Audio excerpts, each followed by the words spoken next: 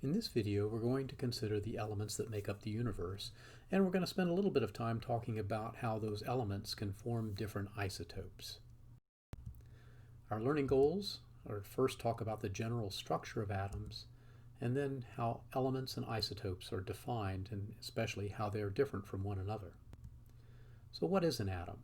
If you were able to take a substance, a sample of matter, and cut it down into smallest possible chunks, you would get down to atoms, and those would be the smallest possible chunk you could have that still has the properties of that element or of that substance. So an atom is basically the smallest part that we can have of an element, and it is composed of protons, neutrons, and electrons. So they are all pieces of what makes up an atom.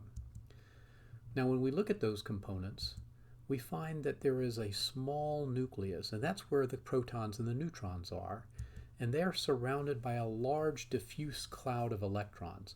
Now, I'm going to use this type of terminology often in the course. I want you to begin to think of electrons as being like a cloud, and the nucleus as being like this hard rock that's in the middle of the cloud.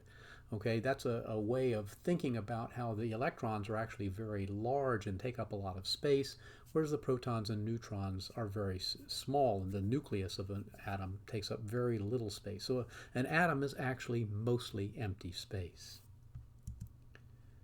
Now the mass of an atom, it's made up of protons, neutrons, and electrons. We're going to define an atomic mass unit, or an AMU, as the mass basically of a proton, and they have the same mass as neutrons, or closely the same, and electrons are about 1/2000th the mass of protons and neutrons. So when we begin adding these things together, we're going to find that the mass is primarily the protons and neutrons. So all of the mass in an atom is in its nucleus. Very little of its mass is in the electrons. In fact, so little of it that you can almost ignore that amount of mass. All right, this is a very important feature because it means that when we begin thinking about the mass of elements and the mass of atoms, we really only need to worry about the protons and the neutrons. And if we're doing this in terms of atomic mass units, we just need to count the protons and the neutrons. The sum of the number of protons and the number of neutrons is the mass in atomic mass units. So what is an element exactly, and how is it defined by its atoms? Okay, if the smallest piece of an element is an atom, what is it that makes an atom of carbon different from an atom of gold?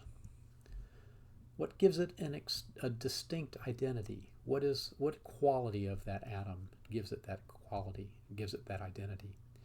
Well, we're going to consider three different quantities. One is the atomic number, which is the number of protons. It basically tells us what is the positive charge, positive electric charge on the nucleus. Atomic mass, as I said previously, is just the number of protons plus the number of neutrons. We can ignore the electrons because they're so light compared to those two. The total charge is going to be the number of protons minus the number of electrons. So you can infer from this that if the total charge is zero, as it is for atoms in their natural state, then the number of protons must be equal to the number of electrons. Remember that they have the same magnitude of charge but opposite signs. So that's why we have a positive sign in front of the number of protons and a negative sign in front of the number of electrons. All right, so this is how we can assign a total charge to a substance or a piece of a substance that is like an atom. It turns out that the number of protons are the things that give an element its identity, exclusively the number of protons. That is the one thing that really identifies an atom and gives it its special chemical and physical properties that will establish it as a particular element. So let's do a little bit of an activity. Okay, I have gold that has an atomic number of 79 and an atomic mass of 197. What I'd like for you to do is consider these three questions and see if you can come up with the answers. I'm going to let you pause the video momentarily here, see if you can figure this out, and then I'll come back. Okay, did you get it? All right, well, it has an atomic number of 79. Well, we learned that the atomic number is the number of protons, so the number of protons must be 79. What about the number of neutrons? Well, the only handle that we have on that is that the number of protons plus the number of neutrons gives the atomic mass. So if number of neutrons plus 79 equals 197, we can do some simple arithmetic and find that the number of neutrons in this case in a gold atom is 118. And if you add those two together, 118 and 79, you should get 197. What about the number of electrons? Well, we're going to assume, and it's a good assumption, that an atom of gold has no net charge. If it has no net charge, then the number of electrons must equal the number of protons, so that number must be 79.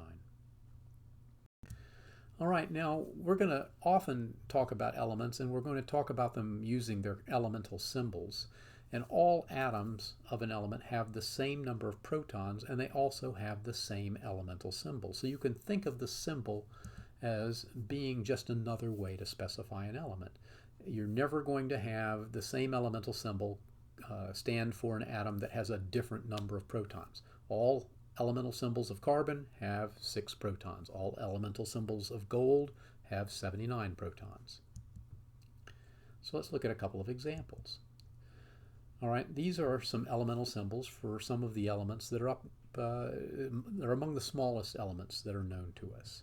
Now you'll notice that the first 4 over there, hydrogen, carbon, nitrogen, and oxygen, those are actually the 4 elements we're going to talk about the most in this class.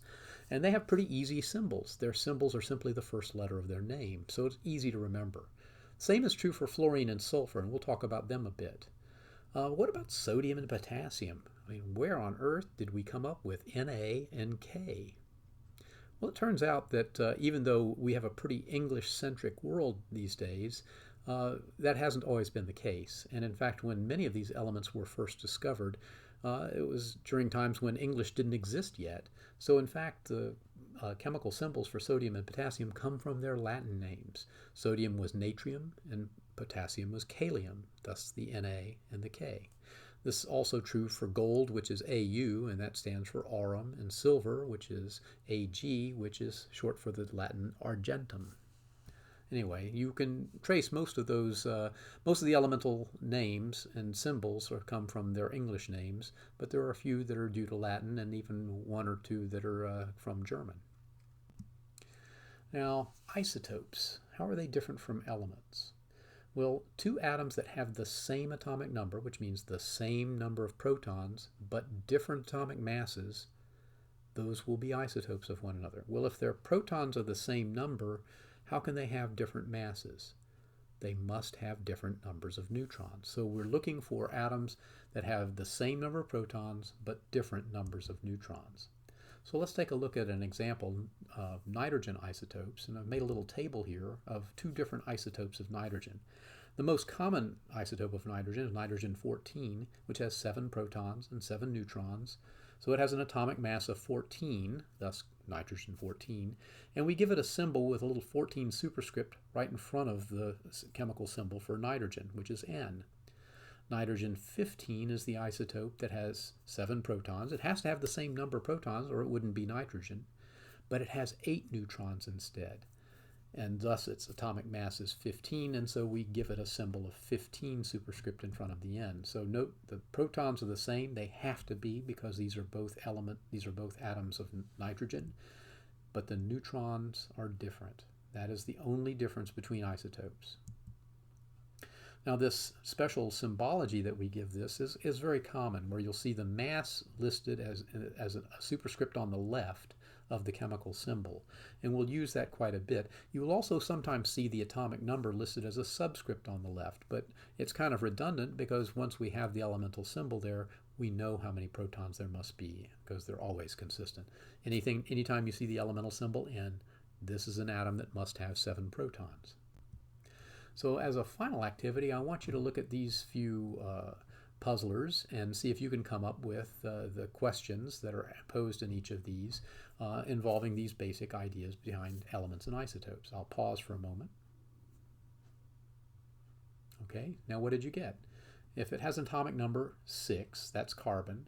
If it has 7 neutrons, then the atomic mass must be the number of protons, 6, plus the number of neutrons, 7, or 13. If it has an atomic mass of 35 and the number of neutrons is 18, well, remember that the sum of the protons and the neutrons is equal to the atomic mass, so the number of protons must be 35 minus 18, or 17.